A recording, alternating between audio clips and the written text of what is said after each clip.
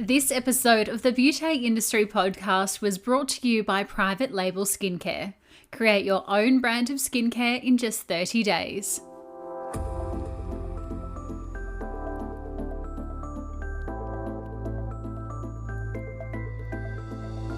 Hello and welcome to the Beauty Industry podcast, your online support community for the professional beauty industry. I am your host, founding director of Beauty Industry, Tamara Reid. Here we are closing the competitive gap and speaking your language. This is a platform created and dedicated to the professional beauty industry, valuing community over competition. We serve to help connect you with inspiration from industry experts, expand your knowledge through educational pieces, and bring you the latest in product and technology innovation. This is Beauty Industry. Today my guest is Bay Bradfield. Bay and I met at a women's networking event in Brisbane, and when she told me she was a sales coach who had previously worked in the hair and beauty industry, I was immediately excited because I had been searching for the perfect person to feature on this podcast to talk sales, but not just anyone to talk sales. They had to understand our industry because it is so different to many others out there. Now, I know that sales, retail, and figures are a sticky subject for many of you, so I hope in today's conversation, Bay and I can show you that being a salesperson is nothing more than just being a regular person who talks about things they know they will help the person standing in front of them. This conversation takes us through the notion of stress around selling, why we fear rejection of sales before someone has even rejected us, targets and incentives for staff, and overall business goals that you should be setting for your business. Here's Bay and I for Beauty Industry. Bay, welcome to the Beauty Industry podcast. Thank you so much for having me. I'm so excited. Me too. I'm so excited to have you here. Bay, I want to start all the way back at the beginning of your career. Where did you enter into the professional hair and beauty industry? Yeah, so it feels like so long ago, and it's something that I actually feel had a huge impact on even just the person I am today. I think so much of the industry, a lot of the time, a lot of people go in so young and they're really built with so many skills. So I actually love where I started. It was very humble beginnings. In 2009, I think it was, I started my hairdressing apprenticeship, and I remember I just had that attitude. And I remember I was working in this small town, and there was this one salon, and she was so hard. Like, she had really high expectations. She'd come to this small little town from Sydney and just didn't have that small town nice vibe that you kind of get brought up with. And everyone was saying, okay, if you want to go into the hairdressing industry, just don't go to that salon because she loses a lot of stuff. She's quite tough. Right. So I only applied for one, and it was that salon. I was literally like, I'm ready, like, let me in. And oh my goodness, she absolutely broke me, but she absolutely raised me up as well. And it was absolutely amazing, just going into and like understanding this whole world that I never really knew the other side of it, because it seems so glamorous, right? Everybody in the industry is like, oh my God, you're a hairdresser. You must just have, get your hair done all the time. Or, in the beauty industry, oh, you must just always have facials. And it's like, no, I'm standing on my feet for 12 hours a day, and I'm inhaling my lunch and, all the things that go with it. And it was just this huge eye-opening thing that she taught me so much just about, the industry. And I learned so quickly because she had come from Sydney and so much experience. I then left that salon because I really wanted to move to the Gold Coast and up to Brisbane, because it was a small town. And I thought, I do really want to have a little bit more experience and kind of see what's happening outside this little bubble that I live in.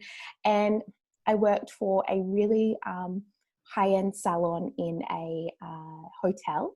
And again, it was so hard. The clients were really high end. They, were just such a different type of person. They were, always in a rush, and, everything, customer service just had to be immaculate, to the point of, putting the water on the right hand side of the client rather than the left. Like, Oh. it was just such a beautiful experience. We didn't have capes, we had gowns. We greeted our guests, and it was like this huge thing of being in a country town where it was just like, oh, pop the cape on the client, to this really beautiful experience. And I started realizing, whoa, this actually makes a huge difference in how people feel when they come and have their services in salon.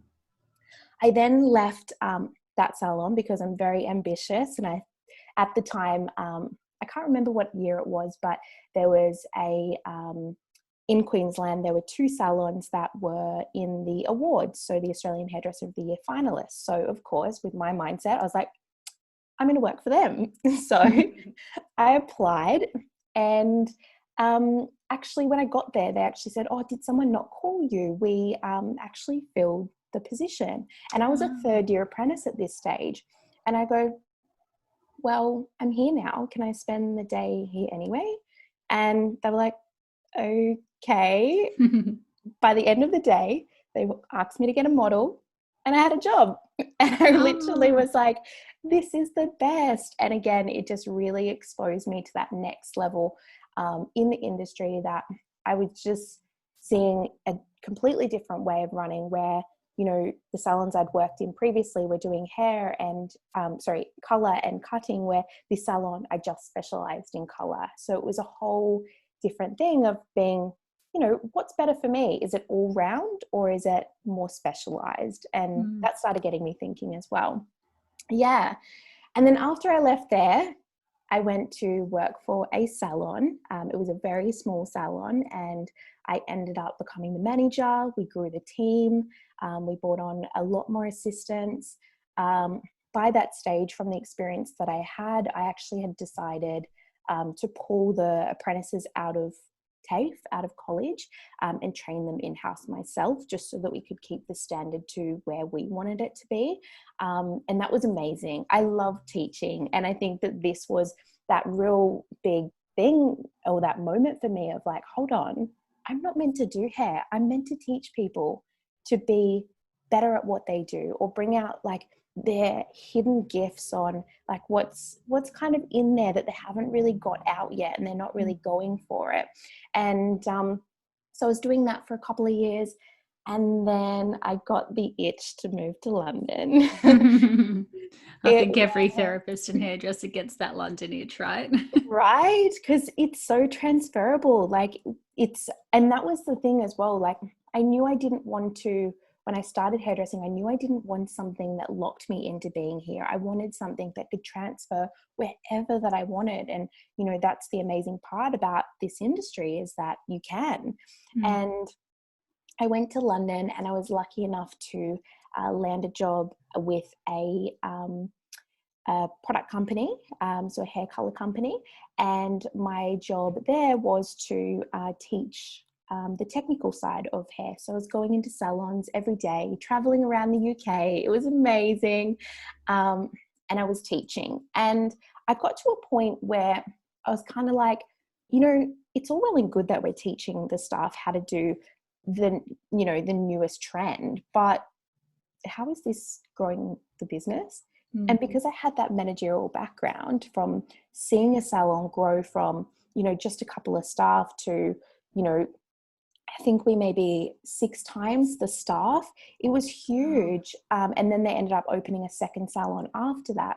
I was kind of like, it's all well and good that we teach hairdressing skills, but salon owners don't really know they're not getting any extra skills in the business aspect. So I went to the area manager and I said, look, I feel like we've got like a lot of missed opportunity here, because as an educator, yes, it was my job to teach, but it was also my job to help the hairdressers use the products so they could use more or sell more, so that then as a company we could sell more in, right? And I was just like, I don't think that what I'm teaching when I go in the door is actually being looked at from a business perspective. And it was like looking at things like, oh, you can do it this way because it'll stand you out from your competitor down the street.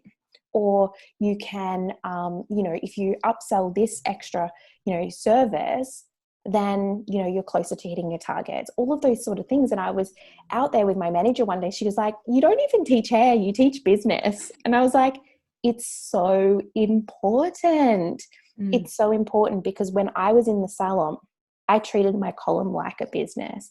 I knew my numbers every single day. I knew what my target was. I knew how far I was. I knew what day was usually busier. So what percentage of, each day do I want to be kind of getting towards my weekly target? And I had the team doing that as well. And it's really important that the staff kind of understand they're not just a technician, but they have their own little business inside the business as well. And so I was out there teaching it. My manager said, well, maybe we'll just move you into a business education role. And I was like, yes, I want this. This is the best. I could make such an impact because I do feel like in the hair and beauty industry, we get taught a skill, and that is beauty and it's hair. There's not a lot out there on how to run your beauty business until obviously you've come along and you're supporting business owners with that as well, which is amazing. But it was just, back 5 years ago, it was like, oh, you just get the skill and then you're like, I don't want to work for anyone else anymore, and I'm just going to start this salon. And then you're like, oh my God, the bills, like staff, what the hell is happening? It's the craziest thing, isn't it? Like in Germany, before you open a business, you actually have to have a business degree or a bachelor. Wow. Whereas here, it's, as you said, like we feel like as therapists and as technicians, we are the best. We can't go any further. We feel like we can just open an ABN and then tomorrow we're a business owner. And then not only are we doing the treatments, but we are CEO of finance, we're CEO of marketing, CEO of socials. And then it's kind of like, actually, do you know what? I'm not good at any of that. I'm just going to keep doing what I've been doing. And then we get stuck. Exactly. Which is what I love about what you do, is because like that is the stepping stone from not only a business thriving, but like staff being happier, like all of these sort of knock-on effects that kind of back in the day, that was, like you said, it was just kind of like, got the salad now. Let's just see how it goes, and yeah, so I really loved that I got that opportunity. And, I worked with businesses to, I was going into salons and helping the business owner on what are their business goals? What does it look like for them? Obviously then, they need to know their numbers and what that they need to be making. But I just loved it. Like businesses really, it made such a difference to have that business education. And I also used to teach a course that within the company, it was one of their courses on teaching staff how to run their own column. And I loved that. I loved it so much. The staff was so resistant at the start, but at the end they were like, this is good. Yeah, I think I had that very same mentality prior to going on cruise ships. I was just kind of like, flitting in and out and selling a bit of product. And I just wanted the commission, so I could go get an extra vodka cruise on the weekend or something like that. It wasn't really a thing for me until I got to the cruise ships, and they were like, well, if you don't have clients, you're not making any money, because the whole income stream, I think now they have a base wage. But when I was on there was no base wage. So if you were literally standing around all day, you did not have any money. And I was like, oh my goodness, this is my own little business. Yes. And that's the kind of lesson I came back from the cruise ships feeling. And it sounds like you did too. Yeah, absolutely. And yeah, from there, I ended up moving back from London and went back into a sales role, still in the industry. And then kind of just realized that coming back to Australia to be able to get a position that I had, I'd probably have to go to Sydney or Melbourne. And I love Brisbane, sunny Queensland. You can't get any better, I think, especially after coming back from London from 3 years. And I just thought, do you know what? I have a skill in sales, that I can help other businesses. And I don't necessarily, just work with beauty businesses anymore, but, it's such a transferable skill that, and I was just like, this is huge. This is what makes people thrive in their business. And then as a result, have the life and business that they want. So that brings me to today. Yeah, amazing. Such a special little career pathway. I don't think there's many people who feel the same about sales, though, especially in the hair and beauty industry. I mean, you said that you always wanted to go for, the best businesses out there who were winning awards and who had the toughest business owner. But I think the general population would go too hard basket. I'm just going to go with what's easy. What is it, do you think, about sales and about the challenge for you that you actually just really enjoy, which others don't? I think the challenge and sales, I would probably say, are separate. I always thrive to be better at my craft, better at, what I was doing. And that was very much in my skill. I wanted to be the best colorist that I could be. And then on sales, although I was being the best colorist that I could be, I was actually still shying away from sales. Like in the salon, I was like, I am a hairdresser. I am not a salesperson. And the amount of conversations with my manager of, yep, I talked about the product when actually I really didn't, but I told her that I did. Just, trying to, and then when I was working for an award-winning salon, they actually had this thing in place. And looking back, it was absolutely brutal. And I thought it was brutal at the time. But even if you hit your service target, if you didn't hit your retail target, you don't get paid out your commission for your services. Oh. It was intense. So like Saturday afternoon, everyone's like scrambling for retail because like it kind of encouraged you because you had that extra incentive. Now, looking back, I don't know if that was the best option or the worst option, but, it really did, I guess, get people out of their comfort zone because it was the reward at the end that they had to do it. There was actual incentive to sell. But most of the time when I was in the salon, I hated selling. I felt so uncomfortable. I felt like I was making my client uncomfortable. I was so scared about jeopardizing the relationship with my client because, in the industry, we build such good relationships with our clients. And you're like, I don't want them to think that I'm doing the wrong thing or pushing them into something that they don't want. What are they going to think? Are they not going to like me? Are they, all of these mindset things come up. And so I was like, yeah, no, right? Yeah, completely. Where does that even come from though? Because all of those questions you just mentioned, I can literally see business owners and therapists thinking about in their head before they even realize they're thinking about it. I mean, why do we make stuff up that our client hasn't even said, I can't buy it today, or I can't afford it, or can I have a sample, before they've even said that? Do you know what I mean? Yeah, absolutely. I usually find, I think firstly, old school sales had a bad rap. And do you know what? It was a little bit pushy and it was a little bit salesy. And it was just because like sales, what it is today, just it's so much more, there's so much more knowledge and understanding about consumer psychology and what's actually happening in our clients' mind and what they actually want. Where before it was just a transactional thing. Like I've got something, I'm going to sell it to you. Where I think we've come a really long way in understanding sales and what people want and why they want it. So I think that firstly, that we're kind of holding on to that old sales sleazy mentality of like, oh, sales is yuck, But I also think that within our brain, we hold every single experience that we've ever had. So, we all have been in situations where we've been sold to before and we hated it, right? So what we come from is we don't want to then recreate that experience for our clients because we care about them. We want them to like us. We want them to come back. We want them to have a great experience. So we're like, okay, well, sales makes me feel like this because you've got somebody selling to you that used to sell, that still sells in the way that should not be sold anymore. But now it's like, well, hold on. Think about some of the positive sales experiences that you had. Maybe you went and bought, a nice pair of jeans, or you went out to a beautiful restaurant, or I don't know, you had someone selling you a holiday or a ring or anything, and start to look at like, how did that person make the sales experience really nice for you? Because if you've been in an experience where you've walked away, like we have all walked out of a shop strutting, right? As women, we are like, yes, I've got the bags, like this is the best, right? And we feel good about what we've bought.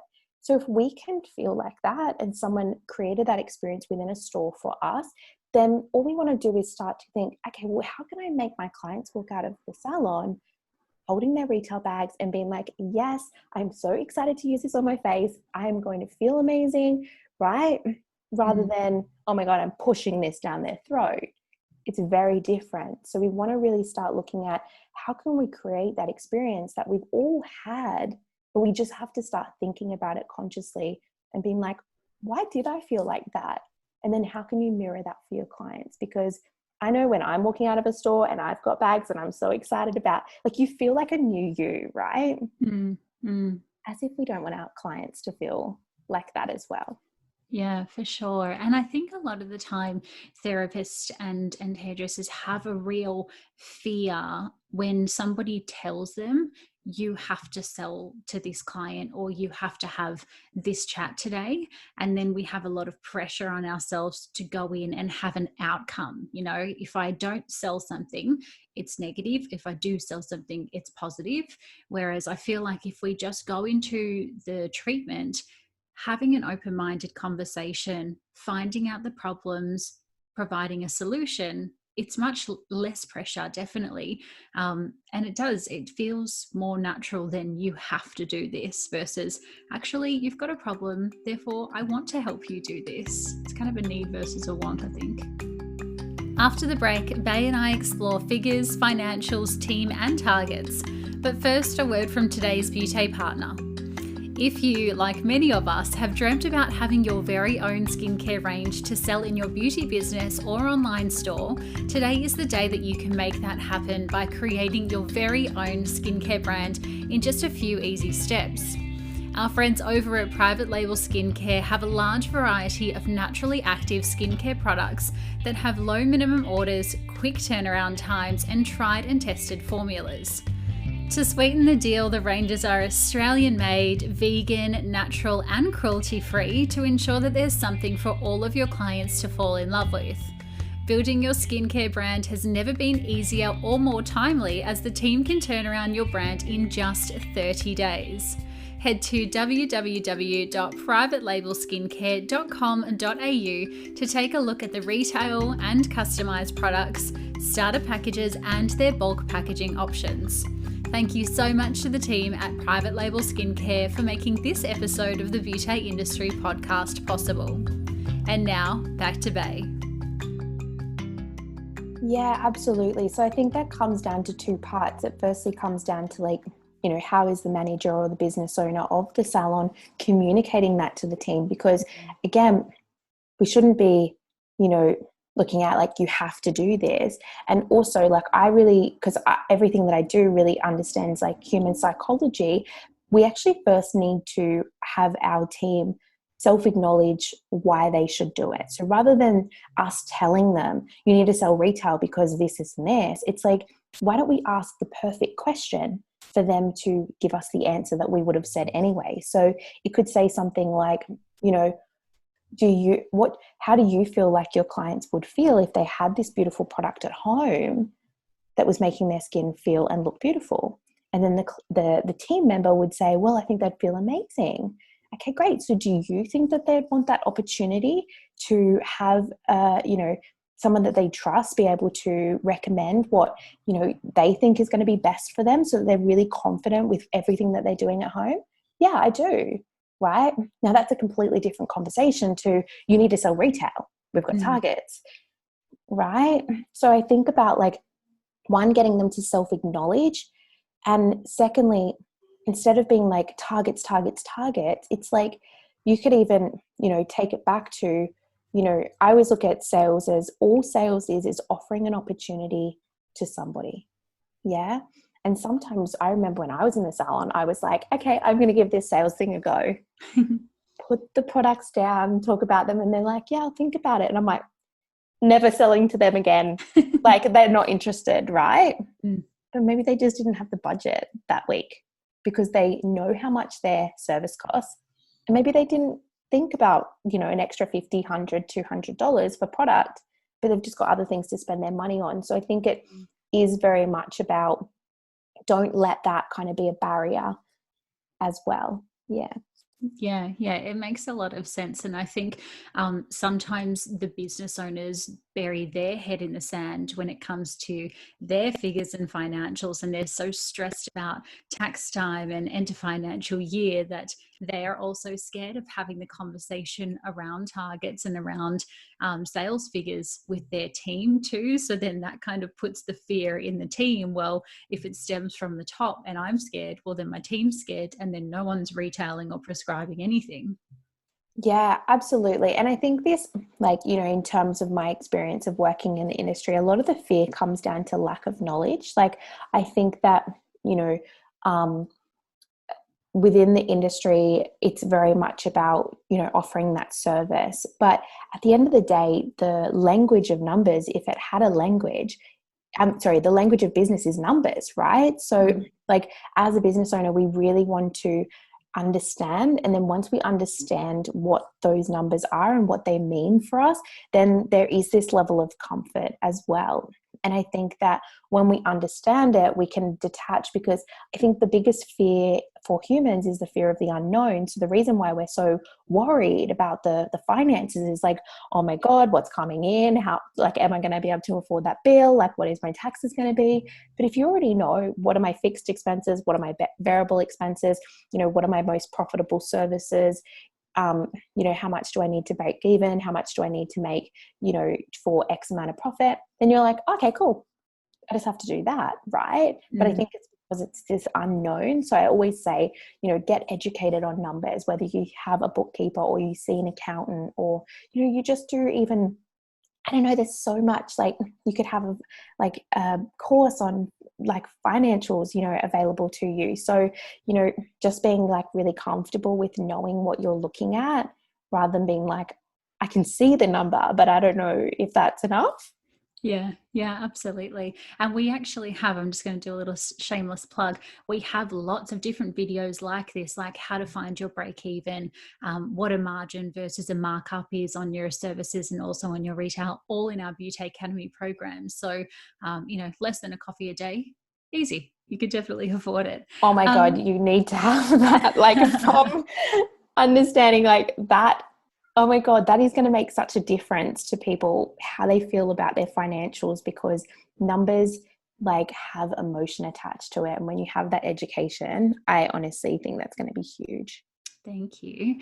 I want to ask you, just going back to incentives and targets there, how should a business owner be setting these up? Because this is the number one question, aside from what product should I stock in my salon, which is a whole nother podcast altogether. But the number two question, I'll say, in our Facebook community of how do I set targets? Where am I pulling this kind of industry number from? How often do I set them? How do I kind of monitor them? I think there's a lot of confusion about that, again, because we've been the technician and now we're the business owner, and everyone's telling us you should have targets for your staff. So we're like, okay, where do I get this info from? How often do you suggest that people kind of check in with these numbers and set these kind of figures? I actually think the check-in needs to be near on a daily aspect. I mean, if we're going micro level, I think that the more we look at it, the more comfortable we can't become as well. So firstly, from a mindset perspective, because it's not kind of end of the month, oh, okay, that's it. If we look at it on a daily basis, then we know, are we up to where we need to be? And again, I remember when I was in the salon, I had always had a huge Tuesday and a huge Saturday for some reason, right? So I knew that I was going to make the bulk of my money, my services and my retail sales from on those days. So I kind of knew the habit. So I think as a business owner, we kind of want to see what's happening in the business on a day-to-day basis. What is our busiest day, rather than kind of being like, cool, we're going for this target at the end of the week.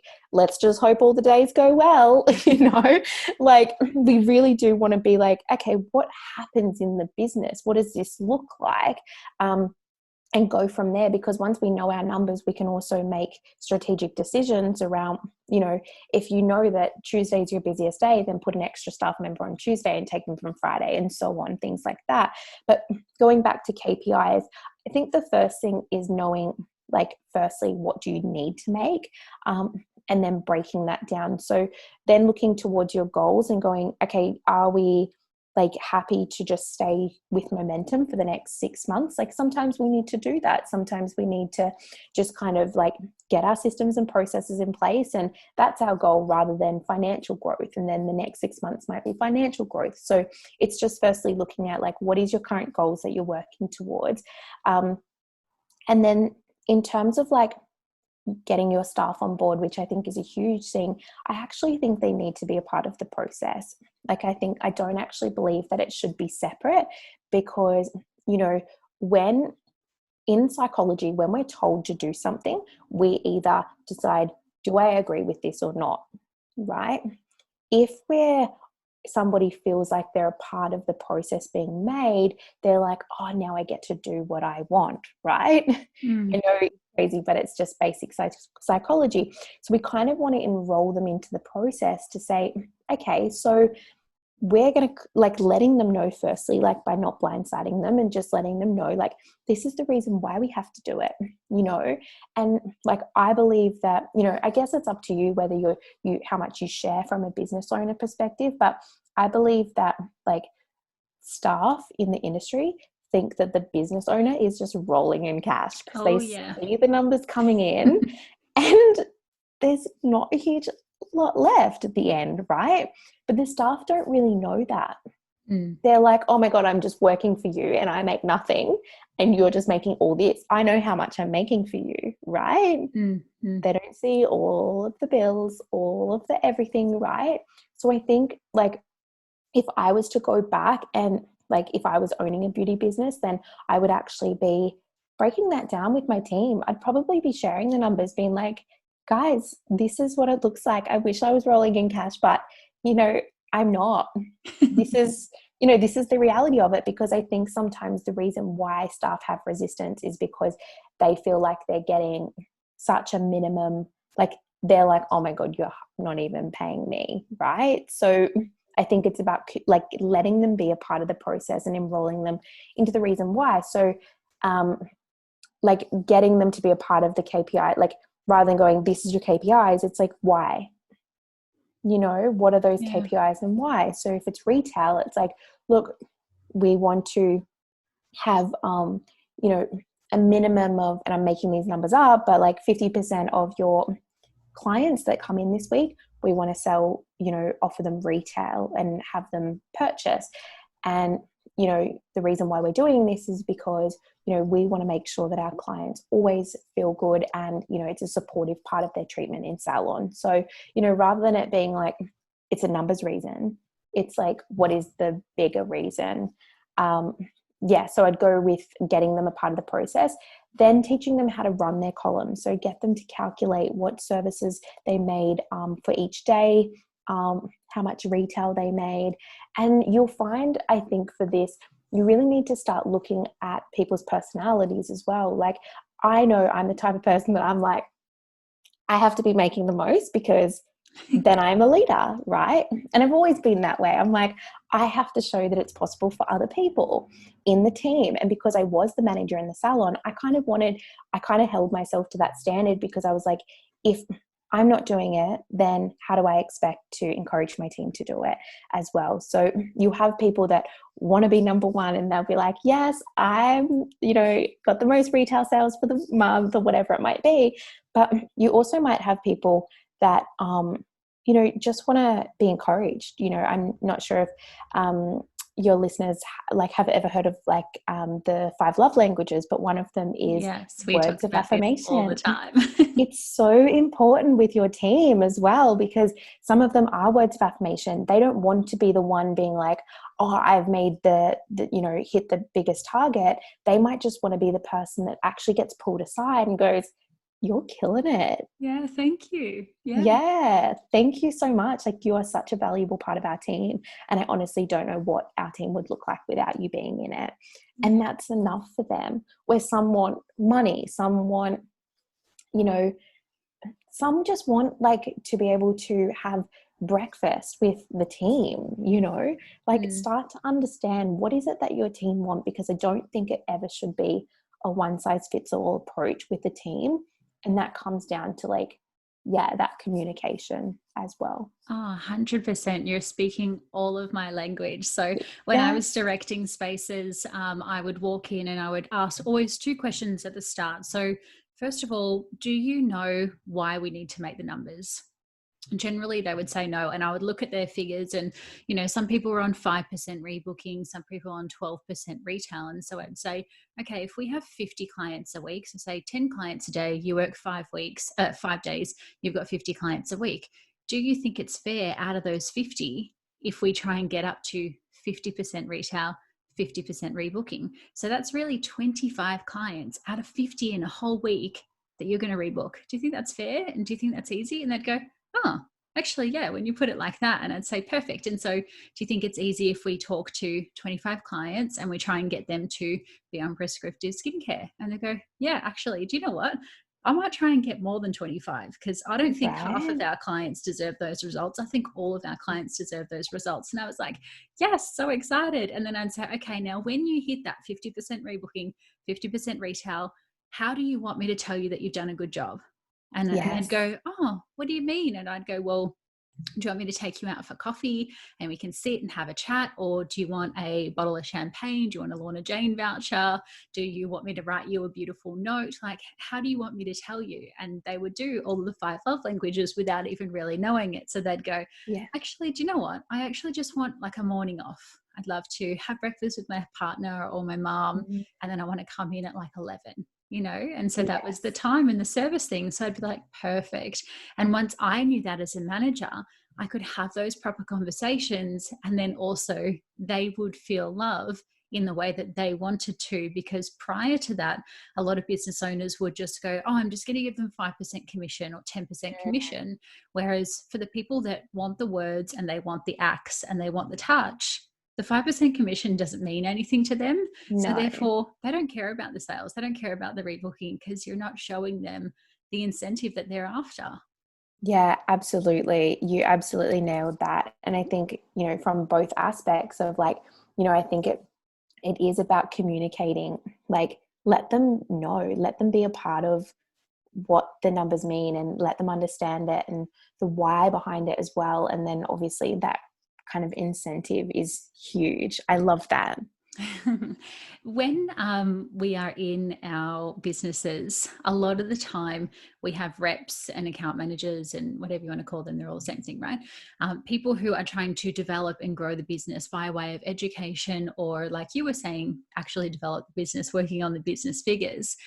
Sometimes these kind of reps bring in like spreadsheets and kind of sales figures, and they'll say, well, your salon's doing X and the salon down the road is doing Y. And also sometimes managers do this with therapists as well. And they kind of say, okay, well, she's doing this, you're doing this. I want to ask you, do you think that competition in sales is healthy or can be detrimental? It actually, again, comes back to the personality type. So I might address like the salespeople first that are coming in. You really don't know what's going on in somebody else's salon. They might have 2 extra staff members than you, which is a huge amount of revenue, right? To have 2 extra in your team. So is it a exact side-by-side comparison? That would be my first question. How many hours are these people working? Are they charging the same prices? Do they have the same amount of team? All of that sort of stuff. But in terms of looking at your competitors, yes, we kind of want to know whether we're on track, but I believe that, really think about if you had like 10 centimeters of energy. Let's just say it was like physical. You had 10 centimeters of energy, and you've got 5 centimeters looking over at the salon down the road. And then you've got only 5 centimeters left to help your staff, grow your business, all of the extra things. And it's like, well, do you think you're going to outdo your competitor when you're looking over the fence? What about if you put all of your 10 centimeters into your own business and focused on happy clients, retention, happy staff, making sure that your business is profitable? I always say, the grass isn't greener on the other side. The grass is green wherever you water it. So stop looking over the fence and because the longer you're looking over the fence, the less you've got that watering can in your own hand, watering your grass that is actually important to you. So I come from two ways of, looking at your competitors. Yes, we want to look at them kind of just to be like, what are they doing? And what's happening in the industry and stuff like that. But in the same aspect, I do know that in the industry, there's always this, I can't get that product because, so-and-so down the road has it. And it's just a lot of like, so-and-so down the road has it, or this salon or whatever. And it's like, stop thinking about them. We've only got so many thoughts that we can use in a day. Focus them on your business, because then your competitor's going to be looking at you, right? Love it so much. Actually, someone the other day called me and they said, Tamara, I know this business who, and this is just completely off track, but, and they said, I know this person, she keeps on looking at you. She's going to try and be better than you. And I said, do you know what? She's giving me all her energy, because I don't care about her. I don't care what she's doing. I am too busy in this to worry about her. So while she's looking at me, I'm going to keep looking forward. And I love that, because that only just happened the other day. So it's very timely for me. Yes. And it's so true. Like, you only have so many thoughts and energy. Why give it elsewhere? Like, water your own damn grass, right? Let it grow. And then in terms of, being in salon and, going from team member to team member, again, it comes down to personality type, because some people, like myself, I want to be the best. I want to be at the top. I want to lead by example. I want to be able to, by showing that, and it's not even an ego thing. It's like, I want to be able to show through me doing it that it's possible for other people. And that's what I always did in the salon. But there was also people that would be intimidated by that as well. I remember, over the years of being in the salon, I saw all sorts of things of putting the numbers of last week's, takings of by team member on the fridge. And yes, that's going to encourage some people, but it's actually going to, not encourage others. Like, it's actually going to put them down even further. So I think it comes down to, also not going, okay, this is my expectation, but having that conversation on, hey, you're currently here. I mean, I'd love for you to be here, but if we could get just one step ahead, what do you feel like you need from me to be able to help you take that next step? Because it could be, I don't know the products well enough and I'm not confident about talking about them. I feel unsure about, I don't feel like I can sell to my clients because I don't know what to say. Could be anything, but it's like, if you want someone to do something for you, you need to help them by being a facilitator to do that. So it's not like this person's better than this person, because that person might just either naturally be better at sales, or they've been doing it longer, or have more skill. So of course they're going to get different results. Yeah. And this comes back to what you were saying, the daily check-in. And I guess, business owners understanding their figures and understanding leadership and their team, because they need to also put time aside to have these check-ins, to have these conversations, to know where their team is at, so that they can be a better leader, not just bury their head in the treatment room with the client and then just forget about the rest of it. I want to ask you to finish off with the knowledge that you have now. Obviously, you are a sales guru, absolutely killing it. What is something you know now about sales or figures that you wish someone would have told you in the beginning?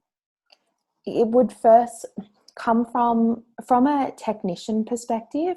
It would be that all sales is offering someone an opportunity, and it's educating them and giving them all the information that they need for them to make the best decision for them.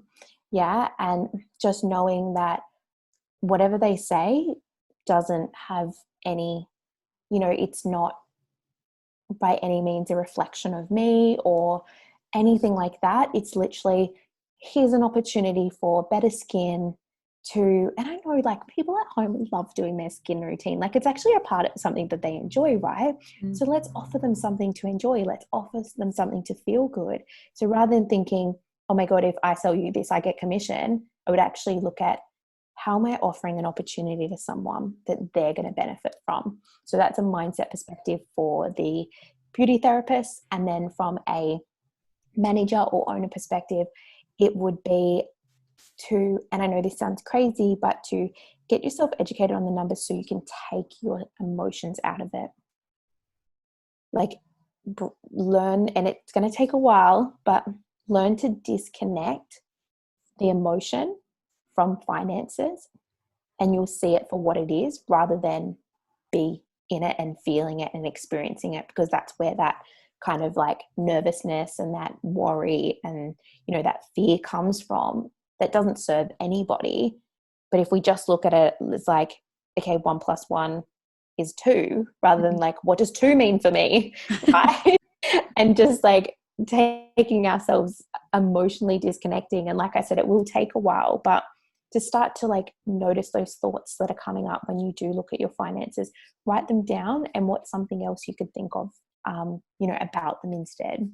Yeah, amazing. Lots of advice from you, Bay. Thank you so much for coming and having a chat with me. I really appreciate it. Oh, thank you so much for having me. Wasn't that such a practical conversation on sales and retail? Sometimes I think we talk about things so much in our head that they become much scarier than they actually are. Try to take everything back to the client having a problem, and your educated suggestion is the solution. Bay's tips for you today were to look at the figures free from emotion, open up the conversation, and if you're a manager or business owner, talk regularly to your team and understand the way they like to be incentivized. If you know of someone who needs to hear this conversation on sales and retail today, then please share this episode with them by showing them how and where they can listen, and by giving us a little recommendation and rating in your podcast app if you haven't already. You can find more about Bay over on the gram at Bay Bradfield, so make sure you tag her when you show us how you're listening on your stories. Always, thank you so much for your time and your ears today. Until next time, stay connected.